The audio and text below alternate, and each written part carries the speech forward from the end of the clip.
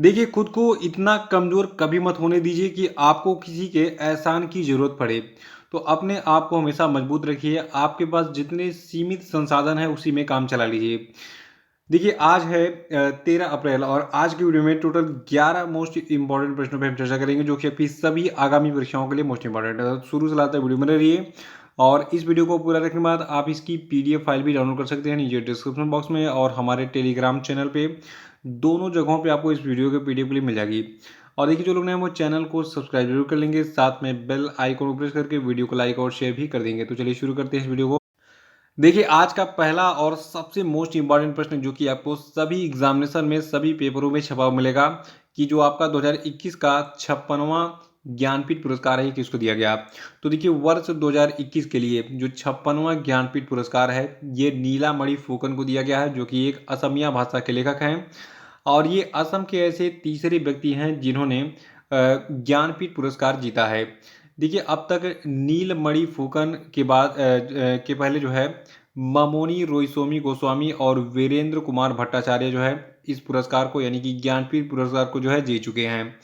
तो ये असम के तीसरे व्यक्ति हैं जिनको ज्ञानपीठ पुरस्कार मिला है और इस पुरस्कार में जो आपके नीलामणि फुकन हैं, तो इनको एक प्रशस्ति पत्र, 1 साल और 11 लाख रुपए दिए गए हैं। तो ये जो है इस बार का जो 56वां ज्ञानपीठ पुरस्कार था, उसके विनर की जो है पुरस्कार राशि है 11 लाख रुपए, 1 साल और प्रशस्ति पत्र। ये जरूर याद रखिए, ये एग्जाम में पूछा जाएगा, ठीक है। देखिए, प्रश्न को घुमा के ऐसे पूछ सकता है कि हाल ही में नीलामणि फुकन को 56वां ज्ञानपीठ पुरस्कार दिया गया। इस पुरस्कार स्वरूप उनको कितनी धनराशि दी गई, तो 11 लाख रुपए दी गई। और देखिए, ये था आपका 56वां ज्ञानपीठ पुरस्कार। और 2022 के लिए जो 57वां ज्ञानपीठ पुरस्कार है, ये किसको दिया गया। ये दिया गया है दामोदर मौजो को। किसको। दामोदर मौजो को, जो कि कोंकणी भाषा के उपन्यासकार हैं। और देखिए, इनको भारतीय साहित्य में इनके योगदान के लिए ये 57वां ज्ञानपीठ पुरस्कार 2022 दिया गया है। तो 56वां ज्ञानपीठ पुरस्कार किसको दिया गया। नीलामणि फुकन को, 57वां दामोदर मौजो को। और यहाँ पे कुछ पूर्व में दिए गए ज्ञानपीठ पुरस्कार के विजेताओं का नाम मैं आपको बताऊंगा, क्योंकि कभी कभी प्रीवियस ईयर का पूछ ले रहा है, इसलिए मैं सोचता हूँ कि आपको सारे डाटा कंप्लीट मिले। जैसे कि भी देखिए, बच्चों ने सीडीएस का एग्जाम दिया था, बहुत सारे बच्चों का व्हाट्सएप पे मैसेज आया कि सर हमने 100% स्कोर किया है करेंट अफेयर में, आपके करेंट अफेयर की बदौलत। तो इसलिए मैं सोच रहा हूँ कि ये सिलसिला जारी रहे, ठीक है, क्योंकि आज तक किसी भी एग्जाम में ऐसा नहीं हुआ जिसमें मेरे पढ़ाए गए करेंट अफेयर जो है एक भी मिस हो गए हों। देखिए, 2014 का जो आपका 50वां ज्ञानपीठ पुरस्कार है, ये मराठी भाषा के लेखक जो है बालचंद्र नेमड़े को दिया गया। 2015 में जो 51वां ज्ञानपीठ पुरस्कार था, ये गुजराती भाषा के लेखक रघुवीर चौधरी को दिया गया। और 2016 में जो 52वां ज्ञानपीठ पुरस्कार है, ये बंगाली कवि शंख घोष को दिया गया था। ये बहुत एग्जाम में पूछा गया था उस समय। तो जो 52वां ज्ञानपीठ पुरस्कार है, ये शंख घोष को मिला, बंगाली भाषा के लेखक थे। और 17 में जो है जो आपका 53वां ज्ञानपीठ पुरस्कार था, ये जो है कृष्णा सोबती को मिला था, हिंदी भाषा के ये कवि हैं, ठीक है। और अंग्रेजी भाषा के कवि हैं अमिताभ घोष, इनको 2018 का 54वां ज्ञानपीठ पुरस्कार मिला था। और 19 में किसको मिला। 19 में जो है अक्कीतम अच्युतन नंबूदरी को मिला था, मलयालम भाषा के लेखक हैं। और ये 55वां ज्ञानपीठ पुरस्कार था। 56वें का मैंने बता दिया, नीलमणि फुकन, ठीक है, ये असमी भाषा के लेखक हैं। और जो आपके 57वें ज्ञानपीठ पुरस्कार के विजेता हैं दामोदर मौजो, ये जो है कोंकणी भाषा के लेखक हैं, याद रखिएगा। स्क्रीनशॉट ले लीजिए, आराम से नोट कर लीजिएगा।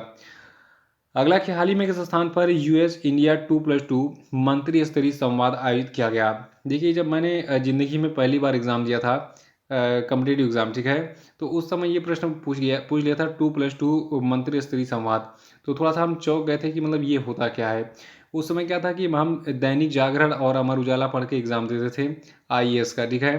तो खैर उसीलिए जो है एग्जामिनेशन में करेंट अफेयर में स्कोर नहीं हो पाता था। बाद में पता चला कि नहीं, द हिंदू और इकोनॉमिक टाइम्स, ये सारे न्यूज़पेपर्स में जो है ये सारी चीज़ें मिलती हैं। बाकी ये सारी चीज़ें, रेप कहाँ पे हुआ, कहाँ पे मर्डर हुआ, कहाँ पे गाड़ी उलट गई, कहाँ पे दूल्हा दुल्हन को लेकर भाग गया, कहाँ क्या हुआ, कहाँ क्या नहीं हुआ, ये ऊट पटांग खबरें जो है ये हिंदी न्यूज़पेपर वाले छापते हैं। तो असली न्यूज़ आपको किस में मिलेगी, द हिंदू में मिलेगी, इकोनॉमिक टाइम्स में मिलेगी।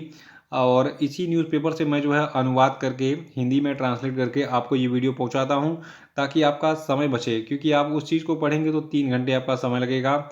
और देखिए 3 घंटे मैं लगातार मेहनत करता हूं, फिर ये PDF तैयार होती है और उसी चीज़ को फिर आप 15 से 20 मिनट में जो है आप एब्जॉर्ब कर लेते हैं और एग्ज़ाम में जो है सक्सेस हासिल करते हैं।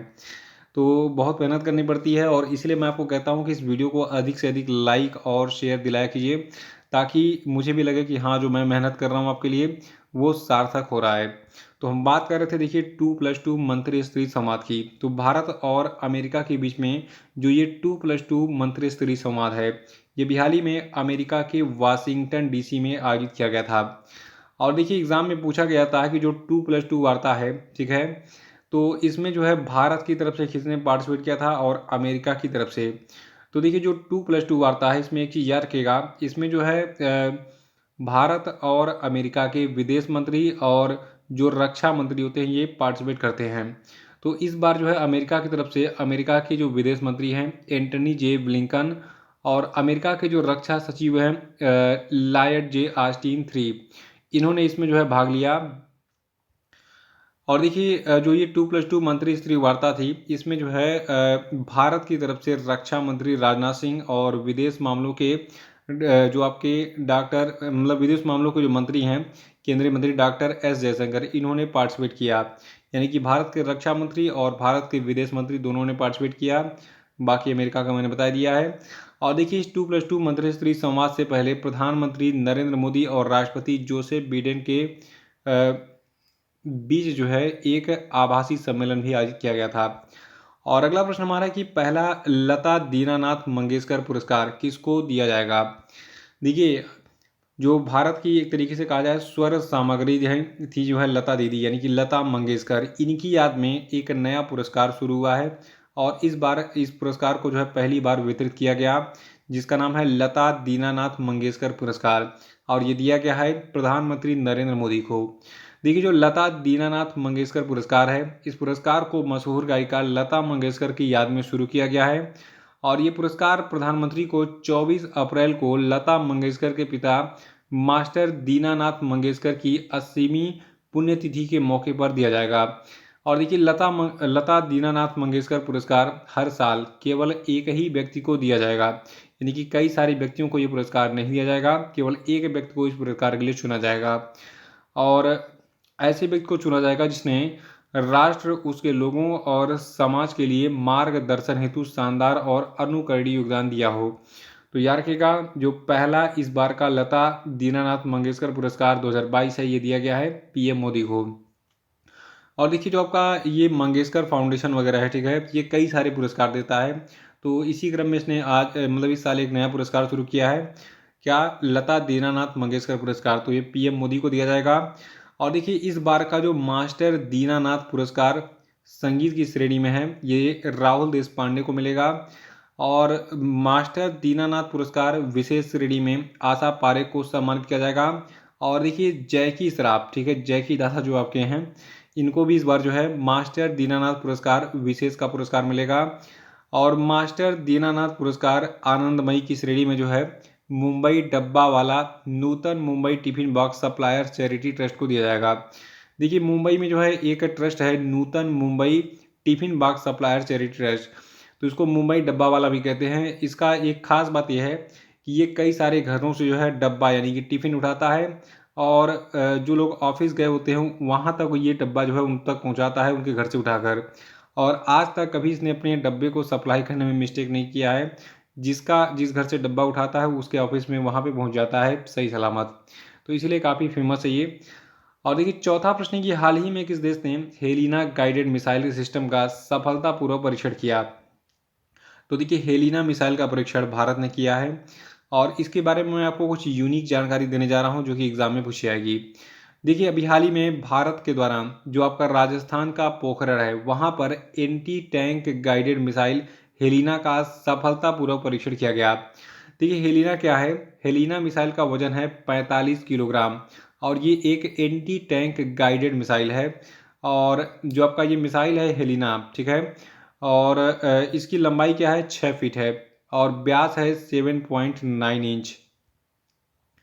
और इस मिसाइल की रेंज है 7 किलोमीटर। ठीक है, ये 7 से 8 किलोमीटर तक भी मार कर सकता है, जो कि अपने साथ 8 किलो विस्फोटक लेकर उड़ने में सक्षम भी है। यानी कि इस मिसाइल में 8 किलो हम बम डाल देंगे, 8 किलो का, और ये 7 किलोमीटर दूरी तक अपने टारगेट को नष्ट कर लेगा। और देखिए, हेलिना सिस्टम में दिन और रात हर मौसम में हिट करने की क्षमता है, यानी कि रात में भी और दिन में भी इससे हमला कर सकते हैं हम। और देखिए, हेलिना मिसाइल काफ़ी चर्चा में है, इसलिए जो है इससे जुड़े सारे फैक्ट को हम क्लियर कर लेते हैं। देखिए, कुछ और भी इसकी फीचर्स हैं, जैसे कि मैंने आपको लंबाई उम्बाई तो बता ही दिया है। देखिए, हेलिना जो है इसको रक्षा अनुसंधान और विकास प्रयोगशाला हैदराबाद के द्वारा डीआरडीओ के मिसाइल और सामरिक प्रणाली क्लस्टर के तहत विकसित किया गया है। तो एग्जाम में प्रश्न ये पूछेगा कि हेलिना को किसने विकसित किया है, तो इसको जो है डीआरडीओ की प्रयोगशाला है, डीआरडीएल, यानी कि रक्षा अनुसंधान और विकास प्रयोगशाला, इसने इसको विकसित किया है। और देखिए, इसकी विशेषता ये है कि इसकी अधिकतम सीमा 7 किलोमीटर है, जो मैंने आपको अभी बताया। 7 किलोमीटर इसकी मारक क्षमता है। और इसको एडवांस्ड लाइट हेलीकॉप्टर, यानी कि जो आपका हिंदुस्तान एरोनॉटिक्स लिमिटेड का एक हेलीकॉप्टर है, एडवांस लाइट हेलीकॉप्टर, उससे जो है इसको लॉन्च किया जा सकता है, उसी के लिए स्पेशली इसको डिज़ाइन किया गया है। और इस मिसाइल प्रणाली का प्रक्षेपण दिन और रात कभी भी कर सकते हैं आप, तथा ये पारंपरिक कवच और विस्फोटक प्रतिक्रियाशील कवच के साथ जो है युद्धक टैंक को भेजने में सक्षम है। और इसे जो है सेना और वायुसेना, यानी कि आर्मी भी यूज़ करेगी इसको, और एयर फोर्स भी यूज़ करेगी। तो दोनों के हेलीकॉप्टरों में जो है इसको रख कर जो है इसको लॉन्च किया जा सकता है, इसीलिए इसको विकसित किया गया है।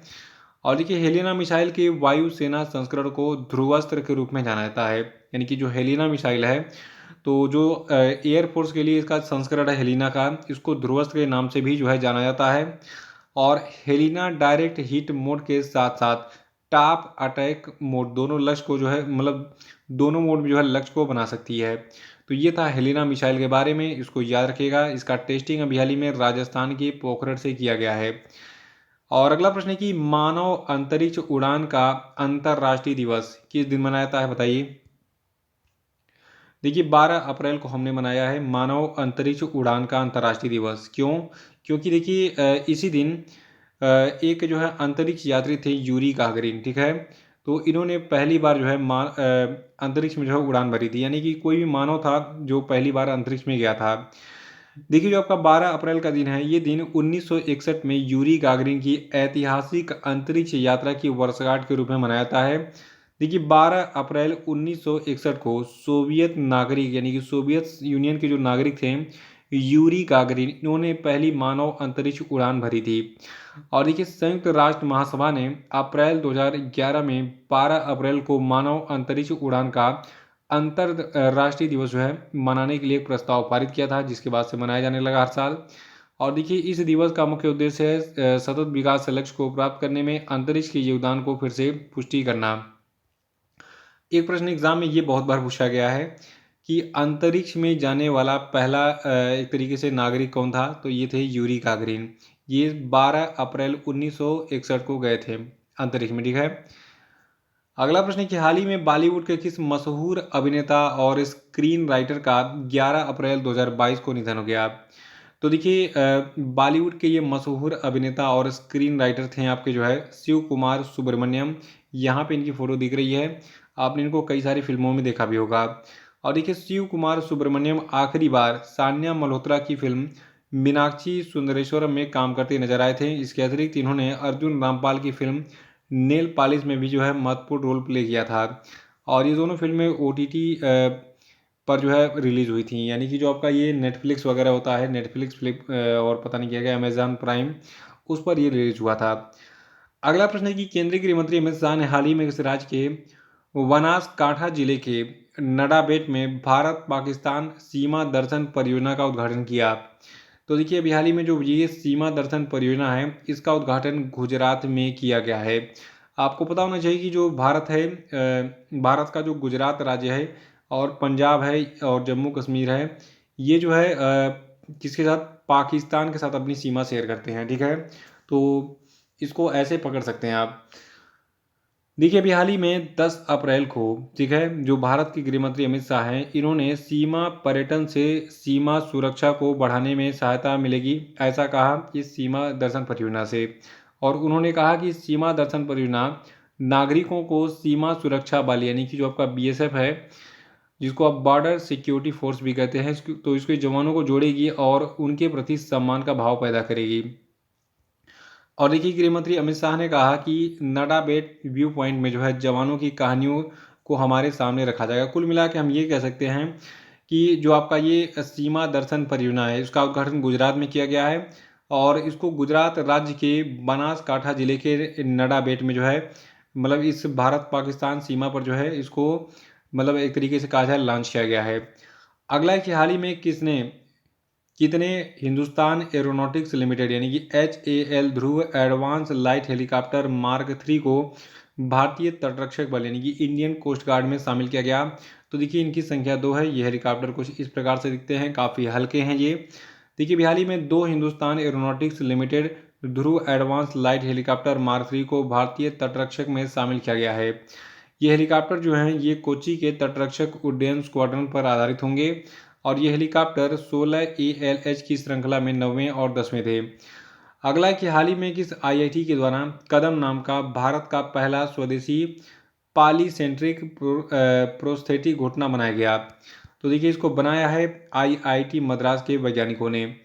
देखिए, ये जो घुटना है जिसको IIT मद्रास के TTK centre for rehabilitation research and device development की एक टीम ने बनाया है।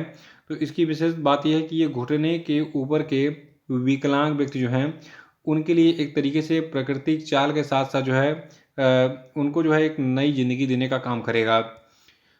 यानी कि बिल्कुल जो ओरिजिनल घुटना होता है उसी की तरह ये काम करेगा और ये न केवल उपयोगकर्ताओं की गतिशीलता में सुधार करने का प्रयास कर सकता है, बल्कि सामुदायिक भागीदारी, शिक्षा तक पहुंच, यानी कि जो बच्चे स्कूल जाना चाहते हैं, पैर नहीं काम कर रहा है, उनको जो है अगर इसको ट्रांसप्लांट कर दिया जाए तो वो भी जो है स्कूल जाएंगे, शिक्षा तक पहुंच मिलेगी उनको।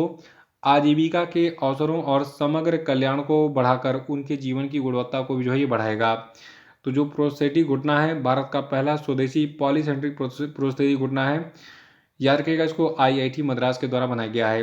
देखिए, IIT मद्रास का जो TTK centre for rehabilitation research and device development का टीम है, ठीक है, तो इसने कुछ और भी चीज़ें बनाई हैं। देखिए, इसने जो है भारत की पहली स्टैंडिंग व्हील चेयर अराइज को भी बनाया है और नियो फ्लाई नियो बोल्ट निर्बाध इंडोर आउटडोर गतिशीलता के लिए सक्रिय व्हीलचेयर और मोटर चलित एड ऑन का निर्माण और व्यावसायीकरण भी जो है इसका किया है। तो भारत की पहली स्टैंडिंग यानी कि एक तरीके से कहा जाए, आपने देखा होगा व्हील चेयर पे लोग बैठ के उसको चलाते हैं, लेकिन खड़ा खड़ा जो है खड़े होकर उसमें जो है व्हील चेयर पे आप चल सकते हैं, ऐसा व्हील चेयर बनाया है IIT मद्रास की इस टीम ने। अगला कि नीति आयोग का राज्य ऊर्जा और जलवायु सूचकांक 2022 जो है, इसमें कौन सा राज्य बड़े राज्यों के में जो है पहले स्थान पर था। तो देखिए, गुजरात जो है ये नीति आयोग के राज्य ऊर्जा और जलवायु सूचकांक 2022 में बड़े राज्यों की श्रेणी में पहले स्थान पर था और इसमें दूसरे स्थान पर केरल, तीसरे पे पंजाब है। और देखिए, इस राज्य ऊर्जा और जलवायु सूचकांक 2022 में छोटे राज्यों की श्रेणी में गोवा पहले, त्रिपुरा दूसरे और मणिपुर तीसरे स्थान पर है। और भारत के शीर्ष 3 केंद्र शासित प्रदेशों की सूची में चंडीगढ़ पहले, दिल्ली दूसरे, दमन और दीव दादरा और नगर हवेली जो है तीसरे स्थान पर है। और देखिए, नीति आयोग ने जो है जो आपका ये state energy and climate index यानी कि जो आपका ये राज्य ऊर्जा और जलवायु सूचकांक 2022 है, इसको जारी किया है। तो इसको जो है इसने 6 मानदंडों पर जो है जारी किया है और इसमें जो पहला मानदंड है ये आपका है डिस्कॉम का प्रदर्शन, दूसरा है ऊर्जा की पहुंच, सामर्थ्य और विश्वसनीयता, तीसरा है स्वच्छ ऊर्जा पहल, चौथा है ऊर्जा दक्षता, पांचवा है पर्यावरणीय स्थिरता, छठवां है नई पहल।